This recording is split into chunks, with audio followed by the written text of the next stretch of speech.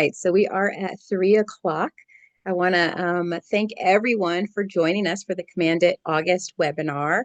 We're super excited to host our fellow LEAP advocates, Elise Degoe and Les Sessoms. They will be giving a presentation today on supporting inclusion in doctoral recruiting, implementing and sustaining a pre-application mentoring program.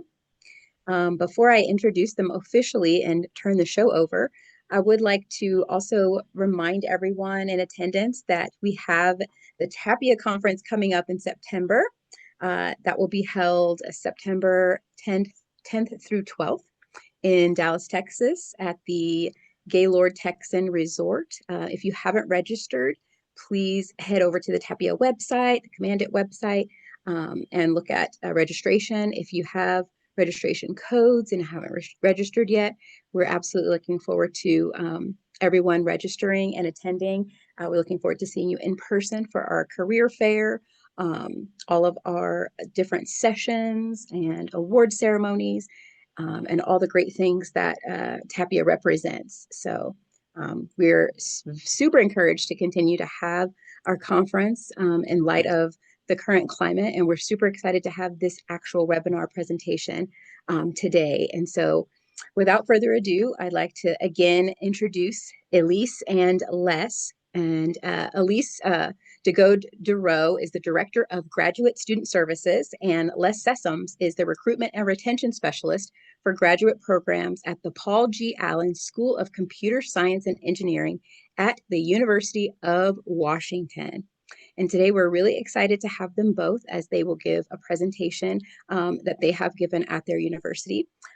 They are open to questions and interaction throughout, and I will be helping monitor the chat. My name is Tamika. I'm the program manager for the LEAP Alliance, which is a program of Command-IT. And so we're really excited to have you all here today. And with that, I'll turn it over to Elise and Les. Thank you so much for being here today. Yeah, awesome. Thank you, Tamika. I'm going to go ahead and get my screen sharing going. Hopefully I do that correctly. Okay, so here we go. And yeah, and definitely help us monitor the chat. Now that I did this, I can't see the chat anymore, but we're happy to take questions in the chat, or even if people prefer to ask them, that's great as well. So yeah, thank you for those introductions, Tamika. Les and I are here to talk to you about a program that our students have called Pre-Application Mentoring Service, or PAMS for short. And this is a program we've been running since 2021. So we're really excited to kind of share what we've learned over these years and kind of some challenges that we are working on overcoming. So we'll talk a little bit about kind of the program and the professional context like we kind of sit in at the University of Washington. Again, we'll talk about, some briefly mention some of our other doctoral recruiting methods and challenges we've have noticed, and then also give an overview of the pre-application mentorship service program, as well as our lessons learned and plans for future directions. What we hope you'll take away listening here is to understand kind of the value and the why behind establishing a pre-application mentoring program as a doctoral recruiting tool. We'll share an example of the structure of what we feel has been a successful program for us, and also share a little bit about the strategies that we use to recruit and train quality student leads and mentors, which really help sustain such a program over time. All right, so we are the University of Washington, the Paul G. Allen School of Computer Science and Engineering. We used to be a department of computer science, and some number of years ago, we became a school. We have about 100 full-time faculty and 700 graduate students across 3 graduate degrees, and another 2,300, or even growing now beyond that, undergraduates. We have a centralized graduate school who sort of administers some of our enrollment management systems and sets broad policy, but otherwise the University of Washington is very decentralized, like maybe a lot of your institutions are, where programs, especially at the graduate level, are self-managing recruitment, admissions, and all of these sorts of things. So this is something, all of our doctoral recruiting methods, strategies are all done in-house by staff and faculty, and with a lot of help from students here in our department. Um, and there we are. I'm sitting right there by the point of that arrow. And it is actually that beautiful here in Seattle today, believe it or not.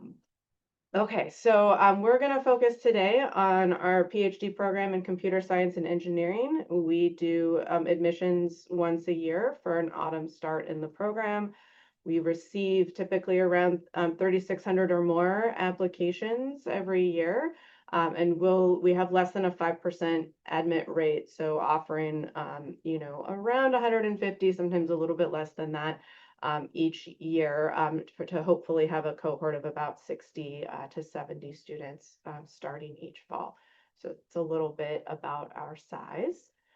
And I want to give an extra special note and shout out to the LEAP Alliance and our collaboration here. We've been a part of the LEAP Alliance since it started in 2017, and I'm not sure if everyone here is familiar with LEAP or the goals, but essentially the idea behind it is to diversify the professoriate in computer science by bringing in more PhD students from underrepresented minority and students with disabilities. And so that's been our focus in collaborating across. It started with cohort 1 with 11 institutions, but now there's a lot more institutions involved. And we're working on sharing our strategies for recruiting and retention, and also a little bit of shared accountability through regular reporting and information sharing across all of these institutions. Being a part of LEAP has been a huge factor for us, which I'll talk a little bit about that before we share the details of this pre-application mentorship program. But this pre-application mentoring is an example of just one practice that's sort of been disseminated across a lot of institutions through the regular LEAP Alliance meetings and collaboration. So really we cannot, do this alone. A lot of other schools do a program like this as well. And so we definitely want to kind of celebrate what we've all learned from each other to reach our goals. Okay, so the impact of LEAP at UW, this chart is showing the applicants, the numbers of applicants from underrepresented minority backgrounds to our program over the last a little bit more than 10 years. And so you can see by the red line, we joined LEAP in 2017, and kind of immediately through the attention and efforts that we started learning through the LEAP programs, we were able to significantly increase the number of applicants from underrepresented minority backgrounds who were applying to our program. And that was something we realized in looking at the data, was that we were receiving so few applications. You can see less than 25 out of our 3,600 were from students of underrepresented minority backgrounds, that there wasn't even very many students to even consider admitting from. So we really needed to show up and show students from these backgrounds that were here and that we're excited to bring them to the University of Washington, and give them a reason to want to even apply and consider coming out here.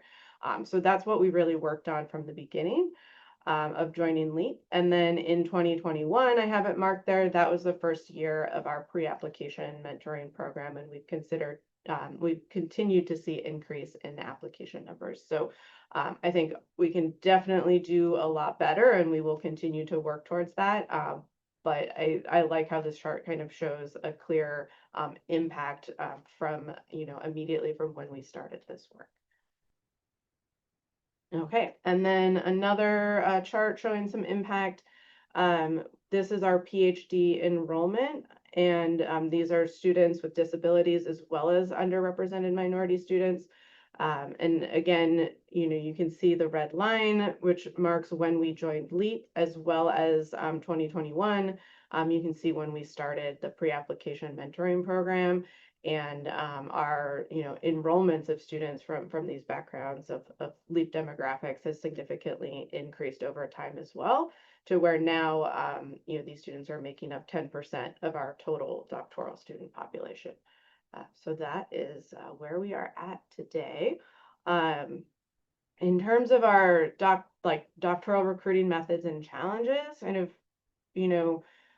like many of you, we have a highly competitive doctoral application process. We were looking to, solicit more applications from applicants in LEAP target groups, as I'd mentioned. And we obviously weren't receiving those for a while, so we had to kind of figure out how to do outreach that we weren't doing.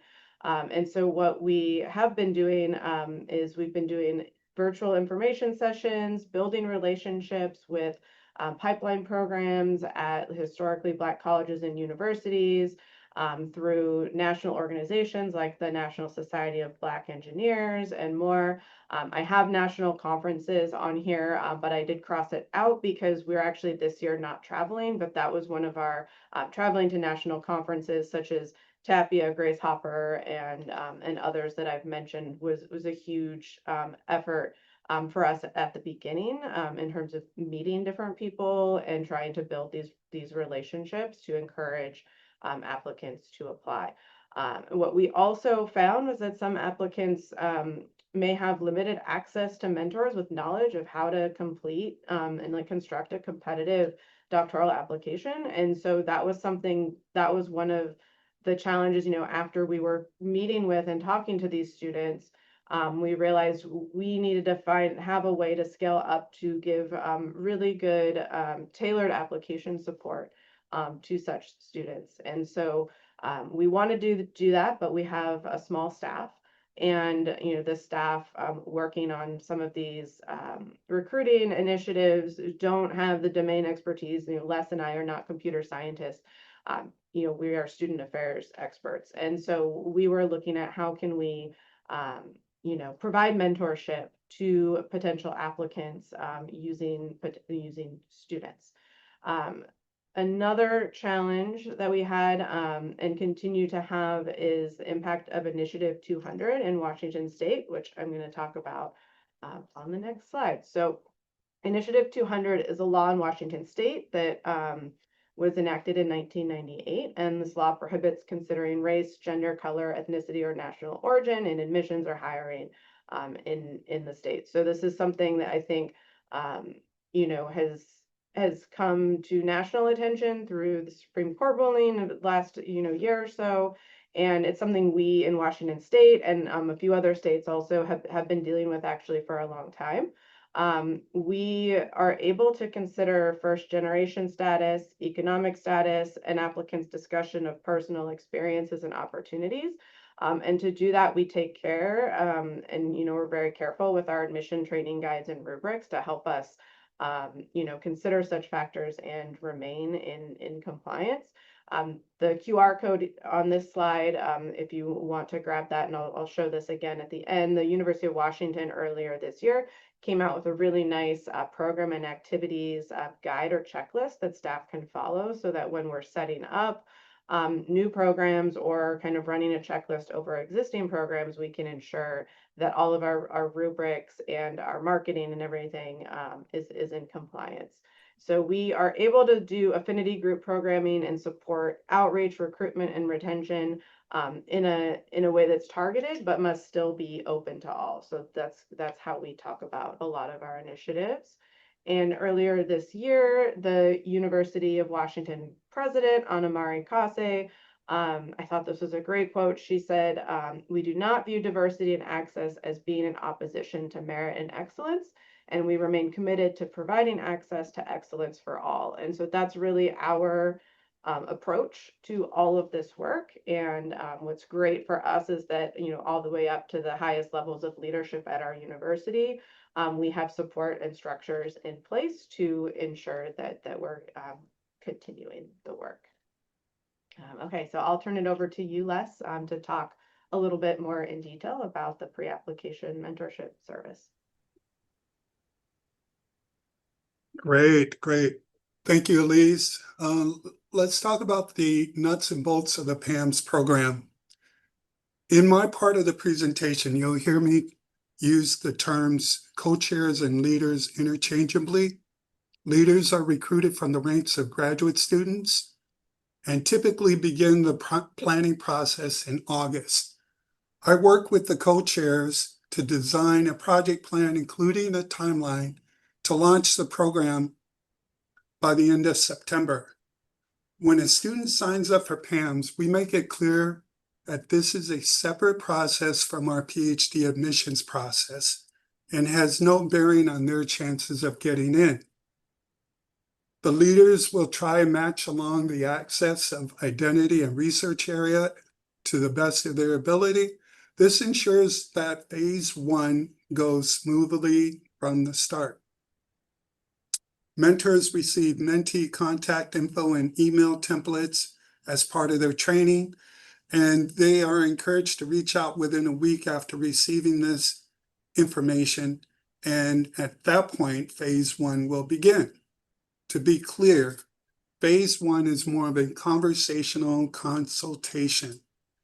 This initial 1-hour meetup will focus on assessing the mindset and preparation level of the mentee. It's more of an informal discussion about what graduate school is all about. Is graduate school right for me? Are some of the questions that are answered. During phase 2, on the other hand, phase 2 is a hands-on materials review. We call it the roll-up the sleeves phase. It's focused on drafting a compelling statement of purpose and also a thorough review of the CV. With both phases, it's incumbent on the mentors to clarify the best meeting times that they should meet up, preferred feedback method, whether that is through email or Google Docs or even Zoom. The deadline for feedback to the mentees are mutually decided amongst those two. Next slide. PAMS runs on student leadership. We provide the carrot, which eliminates the need to use the stick. Co-chairs receive a $500 service award, as well as an award plaque. And all grad mentors receive a $150 service award, plus some school swag. Everyone receives a mandatory orientation and anti-bias training because we know that it's essential to the success of the PAMS program to have this in place. The PAMS training handbook covers key areas such as a program overview, dates and timelines. It has a description of both phase 1 and phase 2. It includes email templates, plus an outline of the mentor responsibilities and expectations that we are holding them to. Our training is pretty comprehensive. During the training, we emphasize soft skills, especially on how to be constructive and supportive. We share CSE admissions rubrics and graduate admissions committee guidelines. We ask that they do not share that with the mentee.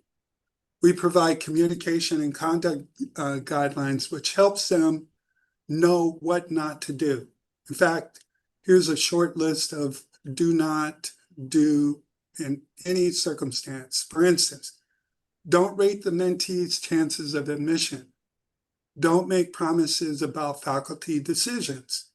Don't share applicant info outside of PAMS. And by no means, do not share identifying information over Slack. Those are just a few. Speaking of Slack, we use Slack as a help desk. That is where they can come to get their questions answered. And the mentors appreciate that because they are talking to their co-chairs directly. And if they need any answers above what the co-chairs can answer, they can come to either myself or Elise through direct contact. Next slide. Getting the word out is critical. It's crucial for us to have mechanisms in place so we can make sure that everyone that we're trying to reach hears about the program. So therefore, getting the word out about PAMS is our primary focus during the latter part of August and the month of September. Our intent is always to be I-200 compliant while making the applicant pool as diverse as possible. So we concentrate marketing to conferences and organizations that have high participation rates from diverse populations, including the TAPIA conference. We also reach out to contacts at our partner schools, various HBCUs and HSIs and pipeline programs, such as the Karsh STEM Scholars at Howard University. Over the years, we included other organizations that made the pool even more diverse. Those include Black in AI, OSTEM. As long as they have and continue to have open membership policies, we will engage them to get the word out about PAMS. Next slide.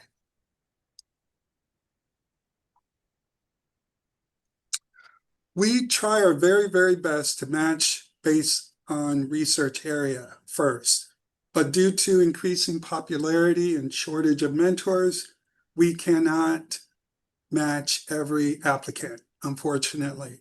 We try very hard, but when we can't, we have to turn people away. If we stray beyond our 3-to-1, roughly 3-to-1 ratio, we find that we need or we have to prioritize the mentee matching using the following criteria. Seniors at U.S. schools, those already graduated, those who participate in pipeline programs like the UMBC Meyerhoff Scholars or the Karsh STEM Scholars or having attended TAPIA or NSBE.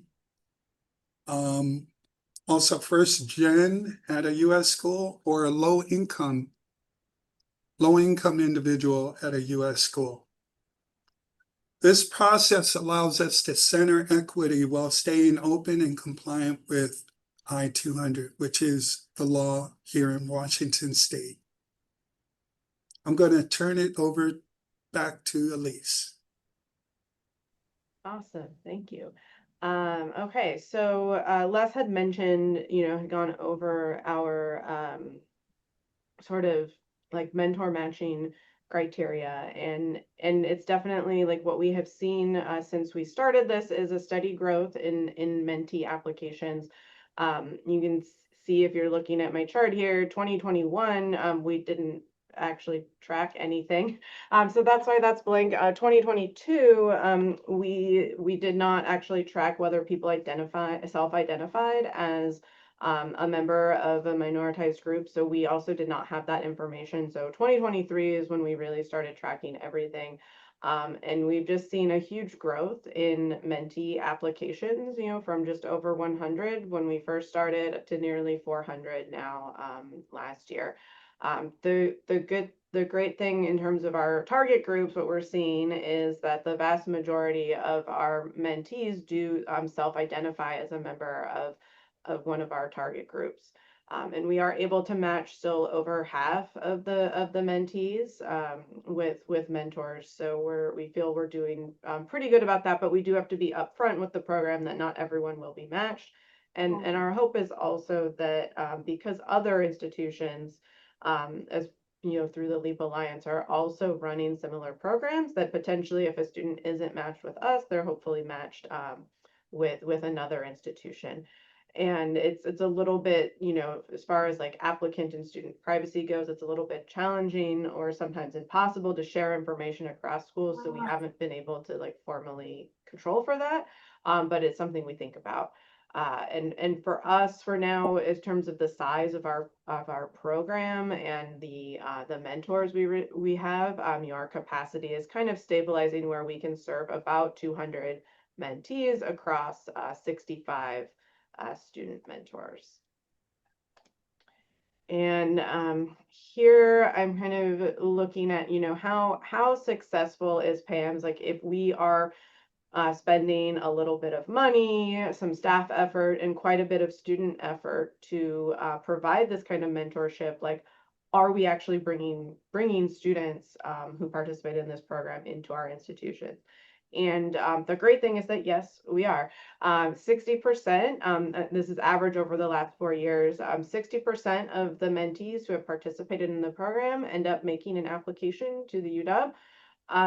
We, through the PAMS program, again, average over the last few years, we have a 10% admit rate of students who have participated in PAMS, and a 53% yield of those who admit, who actually decide to come to UW. In comparison, our overall application pool, we have about a 6% admit rate and a 43% yield of those who we do admit. So we're pretty pleased with our with our results here. I think I found it's actually one of our most effective recruiting tools that we have put in place, and so it's something that our school has been happy to put the resources towards, both time and financial resources for the student awards to continue this. Les, turn it back over to you. So just take a look at what students have to say about PAMS. You can see that they're pretty happy about their participation. We track and survey the PAMS participants twice, once during and then once afterwards. And then we discuss the results as a team at the end of the program. And since we've tracked a pretty sharp increase, or since we have been tracking, we've detected a pretty sharp increase in our admissions rate and a better yield for students in the PAMS program. So the impact has been pretty obvious to us. Next slide. Beyond applications, we're seeing a long-term impact. Mentees who become mentors. We're seeing a more diverse applicant pool and a deeper graduate student engagement, deeper level of graduate student engagement. These testimonials demonstrate that we're doing many things right, starting with the matching process, where we factor in research area and identity. If they do end up making it into our program, as many have done, they tend to be the graduate students who give back and are the first to sign up to be PAMS mentors. Next slide.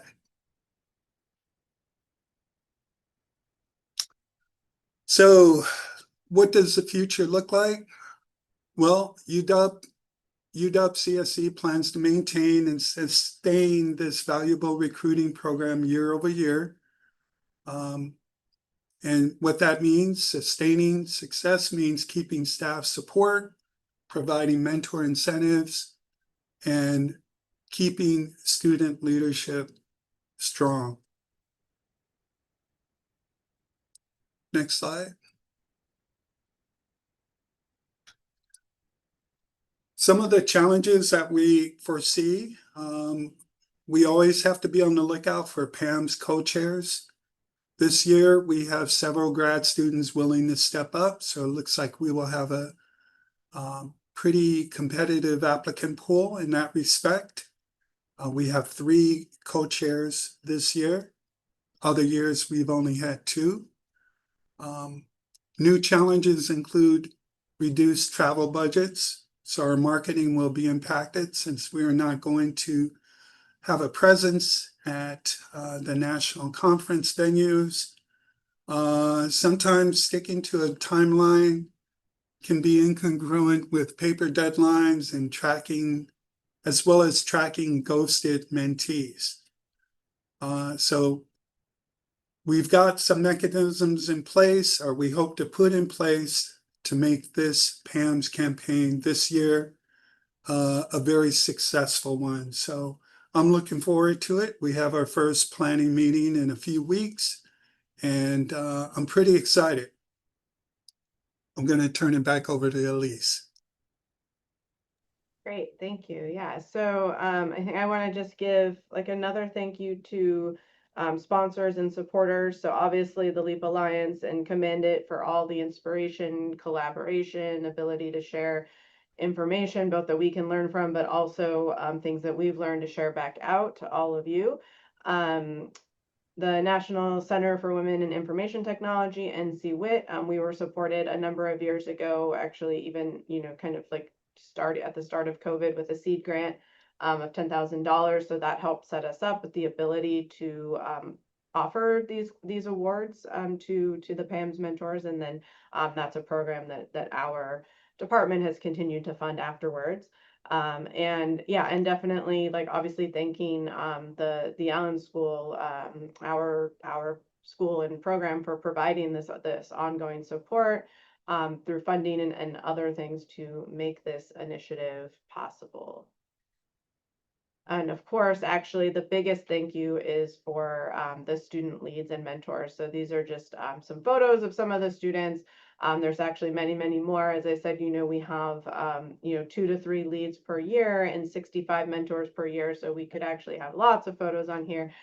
This is just a small set of the students who have helped lead this work with us, which is incredible. I think it's one of the most powerful things, because the applicants really want to talk to their near peers. Like, of course, they want to talk to faculty, and they can talk to us as staff and get a lot of good information that way as well. But to be able to have someone who just recently went through the process to really ask all your questions to and act as that mentor, I think has had a huge impact. And that's been we've seen really valuable for the applicants who maybe don't have, access to those kinds of mentors at their home institution.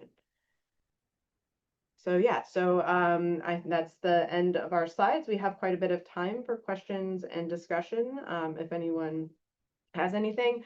I did see in the chat that the QR code to the UW programs and activities guide was broken. That is a university level resource, so I will need to go and find the new link for that. And I think what I'll do is we'll share out the slides and that fresh link. And Tamika, maybe if I can work through you to get that distributed afterwards, that would be great. Otherwise, you guys would all see my screen while I go hunting for it if I tried to find it right now. So yeah, any questions?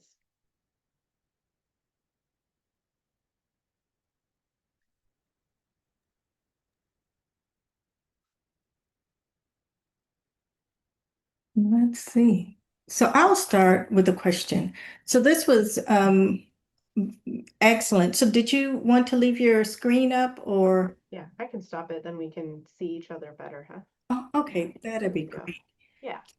So a quick question too, and with the ratio, like with your student mentors to the students that they're serving as a mentor, I guess, has that ratio of mentor to mentee, I'll say, has that ratio stayed the same over the years, or has it, have you seen a sweet spot in terms of that ratio? Yeah, Les, I'll let you take that one. Yeah, I would say the sweet spot is a ratio of 3 to 1. Although we do have some brave individuals who are willing to take a few more.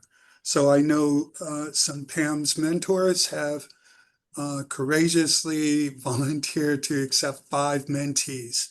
But by and large, the vast majority of the mentors will load them up with 3. And then we have a few more doing 4 mentors, and then even fewer doing 5. Yeah, and I would also add to that is that sometimes we do this matching, and then the mentee, Les had mentioned ghosting mentees. Sometimes the mentees just kind of like don't respond to the current student mentor.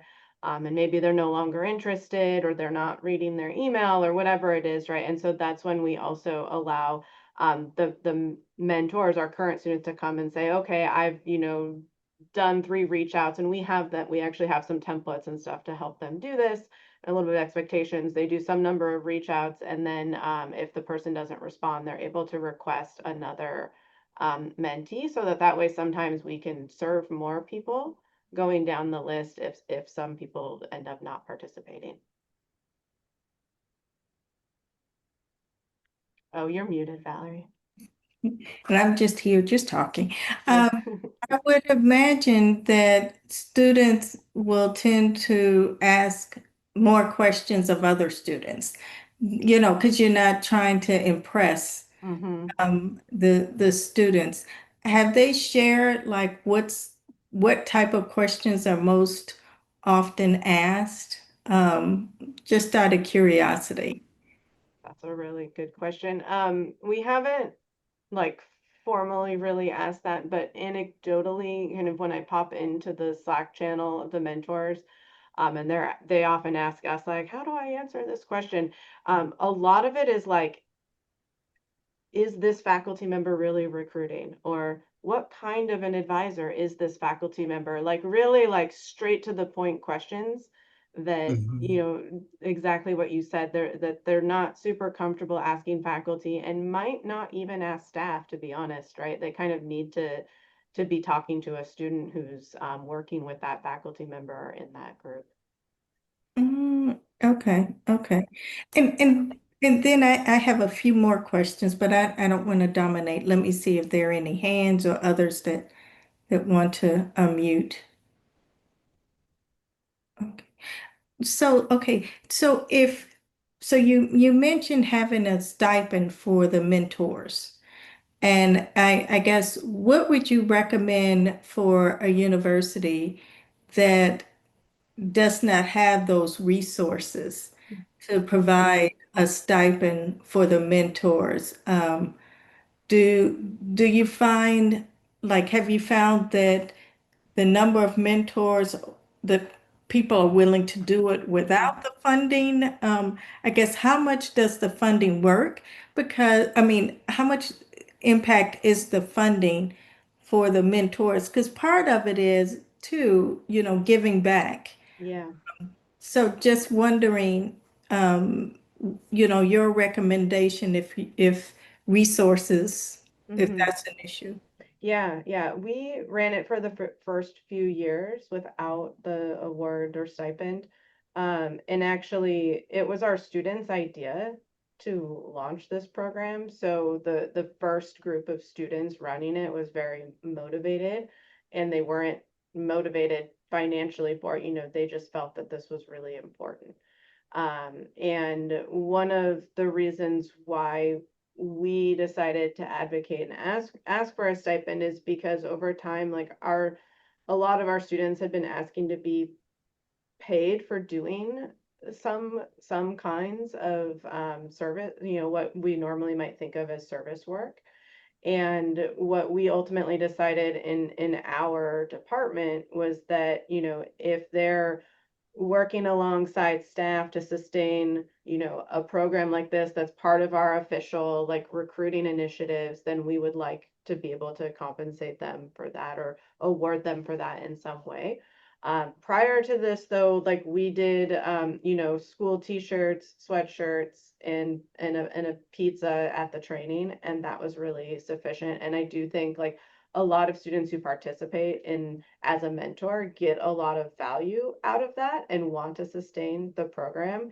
And if you already have a strong culture of volunteering at your institution, I think it can be done. And I think for us, it's not that if we didn't pay them, they wouldn't do it. I think they still would, but it does give us the ability to, I feel, to give them more mentees potentially if they have the capacity. And it also helps us feel that we can sustain the program in terms of the level of mentors needed to keep it going.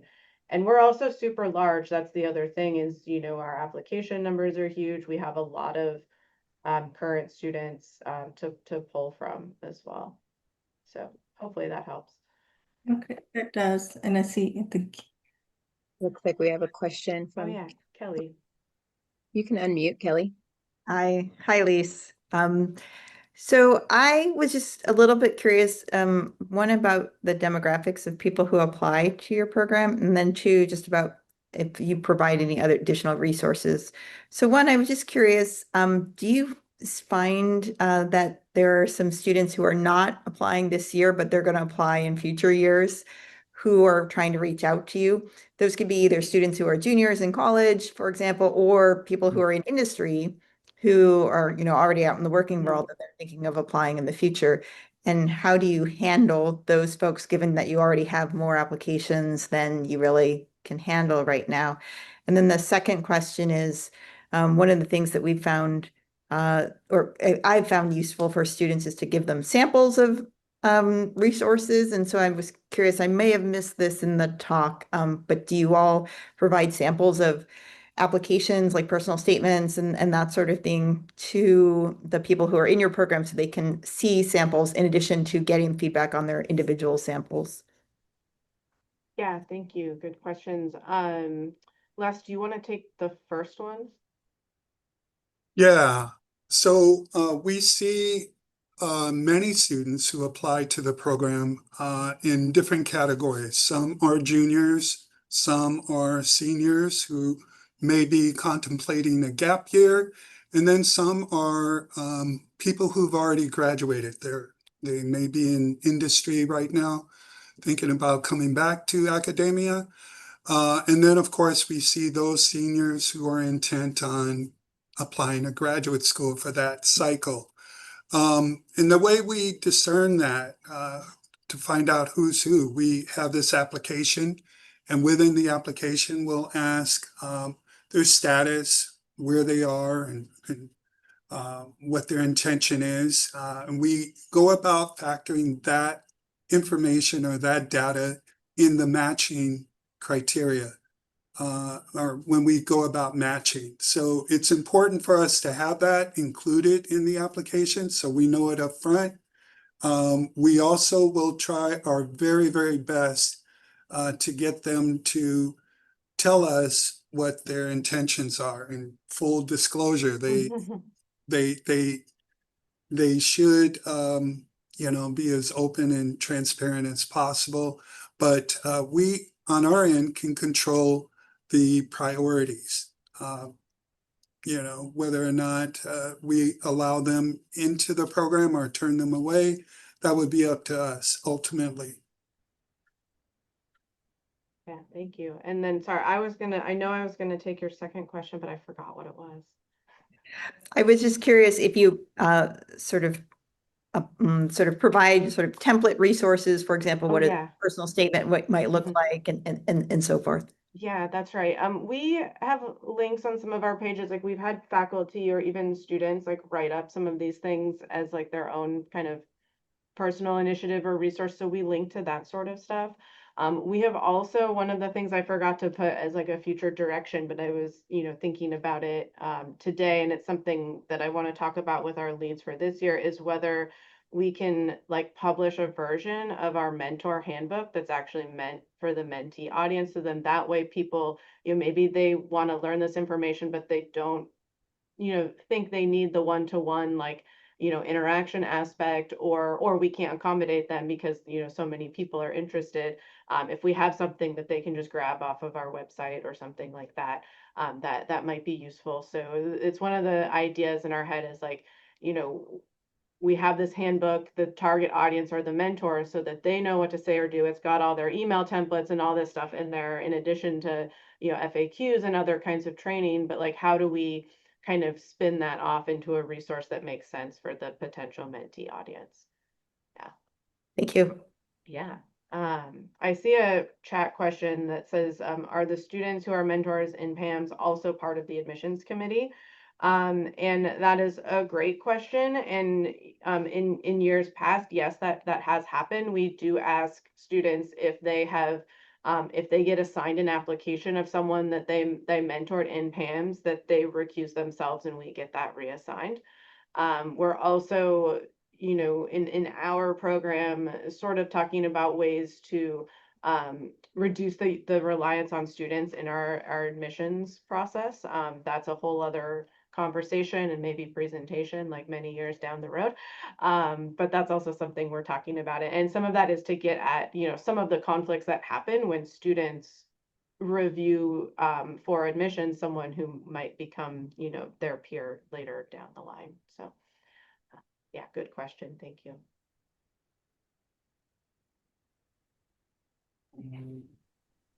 I have this is Valerie. I have another question.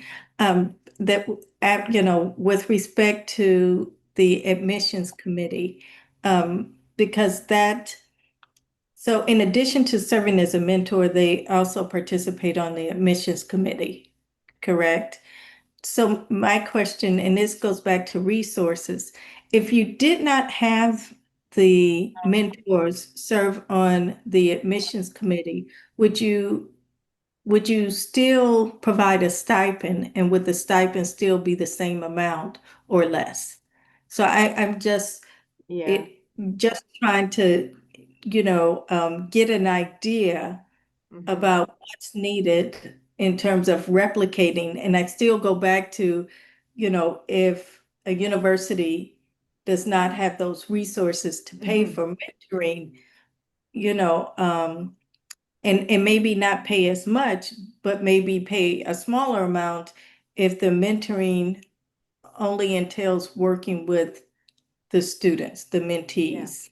Yeah, so we really work to like decouple PAMs from admissions. So there might be, like I said, some students who are mentors in PAMs and then also, you know, volunteer on the admissions committee, which is not a paid position for our department. And um, we kind of we try to again keep the two things separate. Part of it is we don't want people who participate in PAMs to think that that participation implies that they'll be admitted, or even some people have been worried that if they participated in a program that helped them with their materials, that would actually be a bad thing for them in admission. So some people just don't want, you know, the faculty or people on the admissions committee to know that they participated in this for various reasons.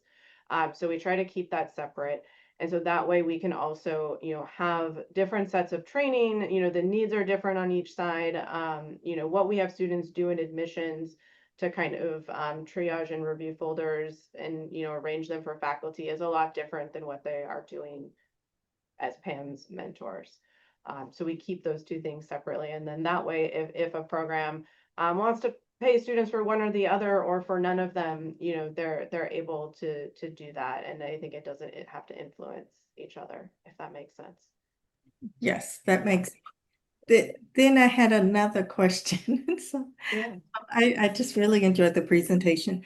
If you could comment too on your time as administrators, Mm-hmm. you know, of PAMS, you know, and I'm asking these questions to you look at, you know, other universities that may want to replicate, you know, Mm-hmm.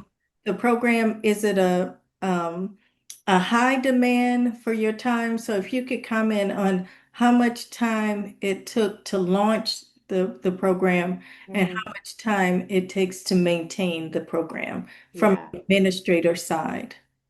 Yeah. I'll say a quick thing, and then I'll turn it over to Les because he's the one who's more in the weeds with the students than I am. But I think initially it was pretty quick and straightforward to launch, and to me that really was dependent on the initiative of the students who wanted us to do this, right?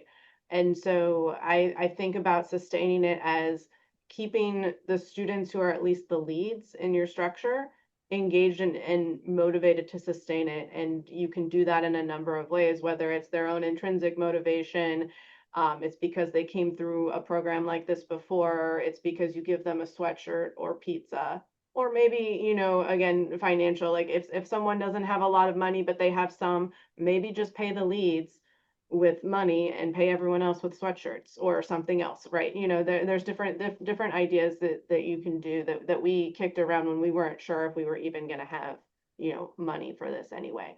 But Les, I'll turn it over to you to talk about kind of how much time you spend supporting the students and getting them ready to run the program. Yeah, so right now, I would consider this a very busy and active time in terms of preparing for PAMS.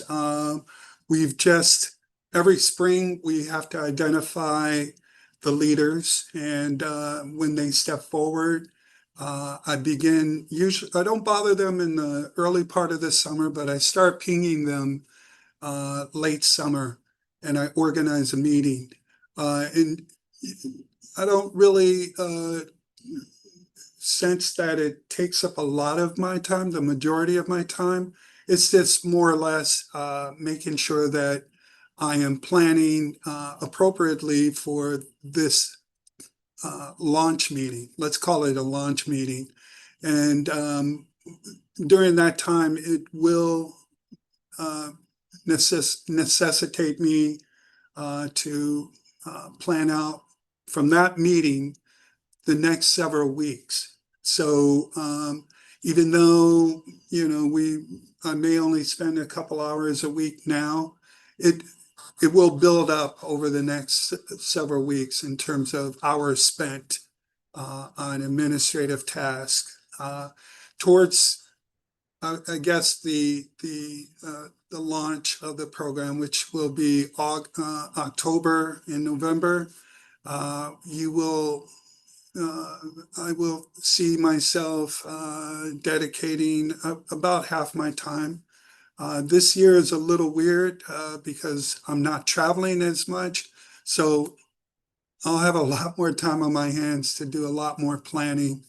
Um, Most of our meetings will happen over Zoom. Um, there will be a process where towards the end, towards the middle, I'm providing guidance on the evaluation, making sure that the co-chairs have every resource in place so that they can take the pulse of the program. So that'll take a little bit more time. And then towards the end, when we have to provide payment and we have to process these payments, that could take a while in terms of compiling all the names, making sure that everyone's paid um, expeditiously, and yeah, and then after post PAMS, afterwards we have work to do as well. Usually wrap up and project closeout activities, a few meetings. We will wrap up this year's cycle, this PAM cycle, sometime in February of 2026. So it'll take a while to make sure that everything's put to rest and everyone's paid, and we have a final feedback survey sent out. But sorry about being long-winded. This is helpful. So if you were to say, what would be your busiest months? Is that like right before the application process? So maybe the October, November timeframe is the busiest time, and then September. okay. September would be the busiest time. And then wrap up when we're distributing payments and swag. That's also very busy as well. And that happens uh, starting in January. So February would be another busy month.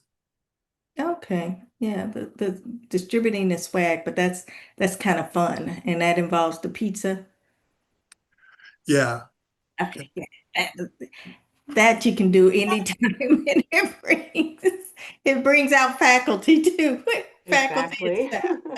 Yeah, I would also say there's maybe more work on the front end if you're trying to develop like materials like a handbook for the mentors and all that, which is something we actually had the students do with our support. So you can have students do a lot of it, but it involves maybe more than your time, like your attention to remember, to remind the students to do things. Now's the time to do this. Do you have enough mentors? Let's do we need to offer more incentives because we're not getting enough mentors? Like kind of, I think it's almost like it's just remembering to check in with the students and making sure that they are supported in the work that they're doing.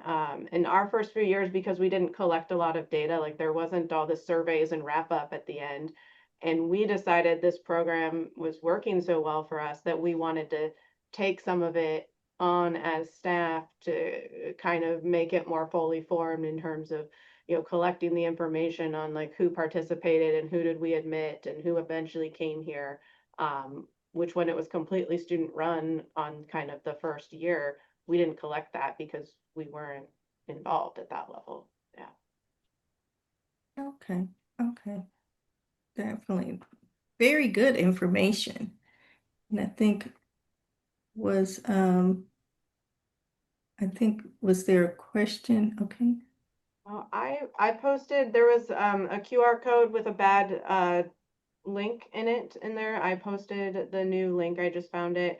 And then I also saw further up that you guys generally don't distribute slides since there's the recording. So if anybody here wants to reach out to me though and ask for anything that they might have missed, Les and I are happy to connect. Oops. We can also, when we post the video, then we can post also, maybe a link to the site that you just provided. So that way, that information is available. But yes, because it's just with distributing the slides, some people want them, some people do not. So we just leave it as going on the website. And generally, if you go on the website and review the presentation, the first slide, you had your contact information. So people can reach out there. So I think that's really good. But I'll turn it back over to Tamika. So I think those were my questions. Thank you. Sure. As we're closing, I want to appreciate you for an excellent presentation. You've both been very active advocates in the LEAP Alliance in our meetings. You're both very outspoken, and I've had the privilege of meeting both of you in person. Les is extremely tall, and Elise's hair is extremely cute, and it looks like you cut it. My last question is just, what are you most proud of regarding this program personally? You want to go first, Elise? No, go ahead. You had it on the tip of your tongue, it looked like. Yeah. I'm proud of the graduate students working cohesively, especially the leaders, but also the mentors themselves, working cohesively to deliver a high quality service.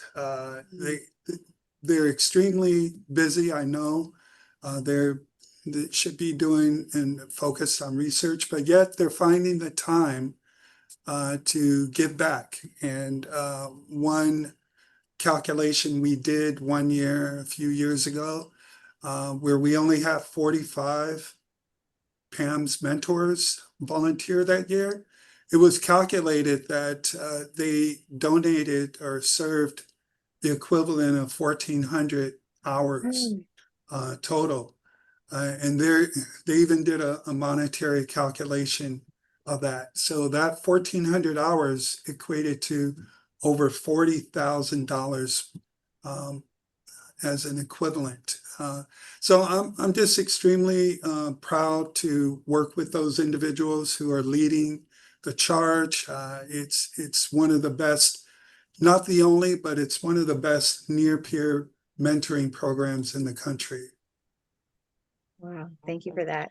Yeah, I think for me, I'm proud of the impact and not just like kind of like the broad numbers impact, but like the individual impact, like to read from the surveys what the applicants who participated as mentees say about how, they didn't know who to ask these questions to. They never thought they could get like this kind of support in their application process, and that meant a lot to them, and that through doing that may have made UW their number one choice, and then we're Wow. actually able to admit them and they actually come here, and then they're a mentor in this program, and like that cycle continues and you can really see it. I think there's not a lot of other kinds of things we do in terms of like our recruiting, where we see that impact like sustain itself in that way. So I think that's really cool. Thank you so much for sharing that. So phenomenal. We really, really value your contributions, and we want to thank you so much for spending time with Command It today. Like Valerie said, the recordings will be available, and we would encourage anyone in attendance to reach out to Command It directly or to our speakers directly. Thank you, everyone, so much for spending time with us today, and we just hope that you have a wonderful rest of the afternoon. Have a great day, everyone. Bye. Thank you. Thank you so much. Thank you. Bye-bye.